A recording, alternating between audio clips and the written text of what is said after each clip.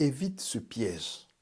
La vie d'aujourd'hui, la société actuelle nous pousse tout le temps à avoir un regard sur les autres, à nous comparer aux autres, sur les réseaux, même dans le ministère, comparaison les uns les autres ne manque véritablement pas.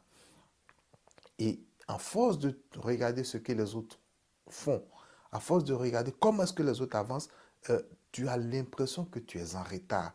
Et tu te dis, oh, mais mon mariage là ne marche pas, ma vie, elle est bizarre, est-ce que je ne suis pas en retard par rapport aux autres? Et le doute commence progressivement à s'installer.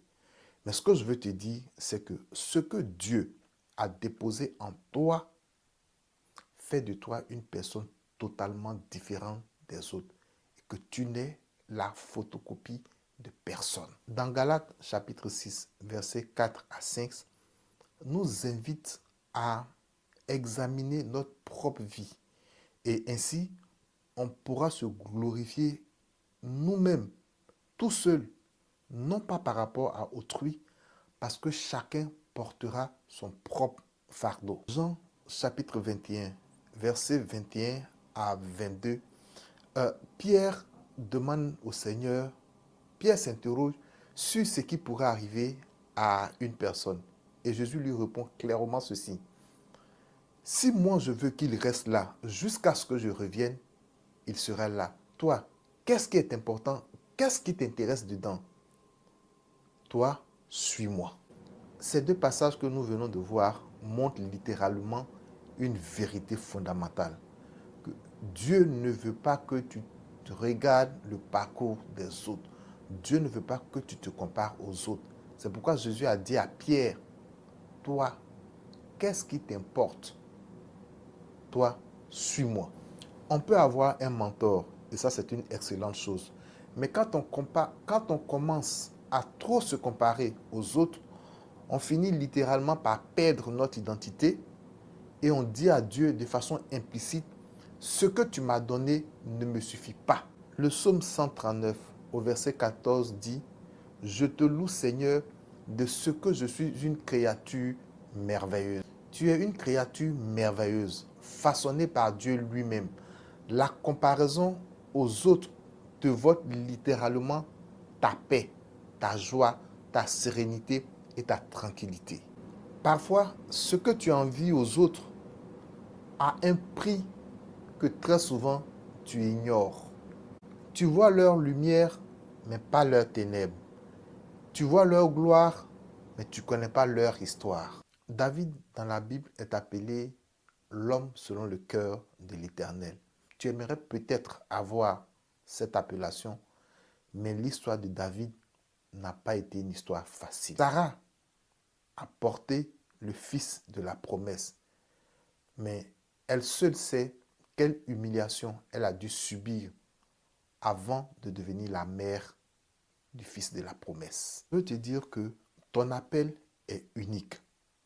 Ton histoire sera unique. Et Dieu veut que tu ne sois la copie de personne. Philippiens chapitre 2 au verset 10 dit, car nous sommes son ouvrage, ayant été créés en Jésus-Christ pour de bonnes œuvres. Donc Philippiens nous rappelle que nous sommes l'ouvrage, l'œuvre du Seigneur, la pièce unique qu'il faut pour faire marcher ce puzzle.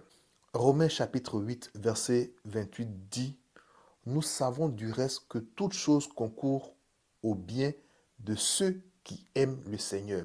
C'est donc dit que l'état dans lequel tu es, ton histoire que tu as, le dépôt que Dieu a mis en toi concourt et doit concourir au bien de ceux qui aiment le Seigneur. Donc tel que tu as une action à poser, tu as un pas à faire pour aider d'autres personnes. Pas besoin d'être quelqu'un d'autre. Tu dois regarder ton propre progrès, pas la vitesse des autres. Moïse a été révélé véritablement lorsqu'il avait 80 ans. Et je crois Aaron autour de 83 ans. C'est donc dit que Dieu sait quand et comment il va te révéler. Jésus lui-même, c'est autour de 30 ans qu'il a commencé véritablement son ministère. Donc c'est autour de 30 ans qu'il a convaincu beaucoup de personnes de ce qu'il était. Ecclésiaste chapitre 3, verset 1 dit, il y a un temps pour toutes choses. Au vu de tout ce que la société nous impose, je sais que ce n'est pas facile de vivre sans se comparer à autrui. Donc, comment sortir du piège de la comparaison? 1 Thessaloniciens chapitre 5, verset 8 nous dit, rendez grâce à Dieu en toutes choses. Donc, peu importe ce qui t'arrive, peu importe ce que tes yeux voient, peu importe ce que tu entends, il faut constamment rendre grâce à Dieu. Paul pouvait dire dans Philippiens, je cours vers le but pour remporter le prix. Donc, tu cours vers un but afin de remporter quelque chose, afin d'avoir quelque chose.